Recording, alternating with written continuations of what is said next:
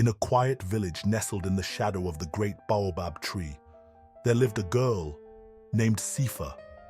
From the day she was born, the village had whispered about her. Her hair, unlike anyone else's, gleamed like molten gold under the sun. It shone so brightly that it seemed to cast a soft glow around her, even in the dim light of dawn. The elders of the village said it was a blessing from the sun god himself, a sign that Sifa was destined for greatness. But as much as they admired her, they were also wary. Blessings often come with burdens, the elder women would mutter as they braided their daughter's hair. Sifa's mother Juma loved her daughter fiercely but lived in constant fear. She told Sifa every day, "Never, my child, never walk under the moonlight. The sun gave you his gift, but the moon may envy it. The night is no place for golden hair." Sifa nodded dutifully, though she didn't truly understand. What harm could the moon bring? To her, it was just another light in the sky, softer and more mysterious than the blazing sun. As Sifa grew, her beauty and radiant hair became the pride of the village. Traders passing through would bring trinkets and gifts just for a glimpse of her. Songs were sung about her, and children would follow her around, hoping to catch her golden glow. But the admiration also brought isolation. Few dared to get close to Sifa, afraid of offending the gods or drawing their jealousy. She often sat alone at the edge of the village, weaving mats or watching the birds soar above the baobab tree. She longed for a friend, someone who saw her as more than the child of the sun. One fateful evening, a great celebration took place in the village. The harvest had been bountiful, and the villagers gathered to dance, sing, and feast under the clear night sky. Drums echoed through the air, and the scent of roasted maize and spiced stew wafted over the fields. Sifa watched from her hut, her heart aching to join in. She heard the laughter and saw the glow of lanterns bobbing like fireflies. Just for a moment, she thought, "I'll stay in the shadows. No one will see me." Wrapping herself in a dark shawl, Sifa slipped out of her hut and crept toward the festivities. The villagers were too engrossed in their dancing and singing to notice her. She stood at the edge of the crowd, her heart pounding with excitement. For the first time, she felt like she was part of the village's joy. But then, the drums stopped. A hush fell over the crowd as a cloud drifted away, revealing the full moon. Its light spilled over the village, bathing everything in its silver glow.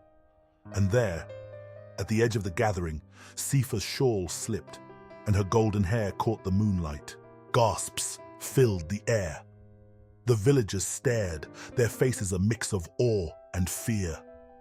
"The child of the sun under the moonlight," someone whispered. Before Sifa could retreat, a cold wind swept through the village. The flames in the lanterns flickered and died, plunging the gathering into darkness. Only Sifa's hair continued to glow, now eerily pale under the moon's light.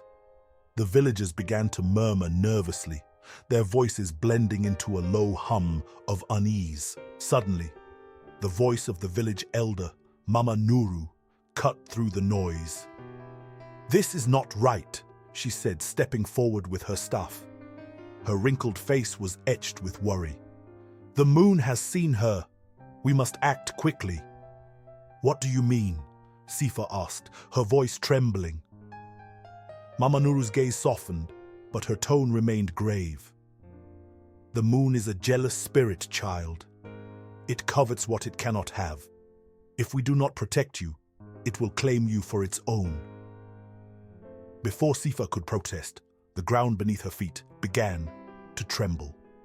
A faint silver mist rose from the earth, curling around her ankles. The villagers cried out and backed away, leaving Sifa standing alone in the clearing. "Quickly, to the baobab tree!" Mama Nuru shouted. "It is the only place where the sun's light lingers, even at night. The villagers formed a protective circle around Sifa and guided her to the great baobab tree at the edge of the village. Its massive roots twisted like ancient fingers, and its trunk seemed to glow faintly in the moonlight. Mama Nuru began to chant, her voice rising and falling in a melodic rhythm. The villagers joined in, their voices creating a powerful harmony that filled the air. The mist thickened, swirling around Sifa like a living thing. She felt a strange pull, as if unseen hands were trying to lift her off the ground. "Hold on to the tree, child!" Mama Nuru cried. Sifa grabbed one of the low-hanging branches, her golden hair streaming behind her like a banner. The chanting grew louder, and the mist began to retreat, hissing like a snake. Finally, with one last surge of energy, the villagers' voices pushed the mist away, and it disappeared into the night. Exhausted but relieved, the villagers collapsed to the ground.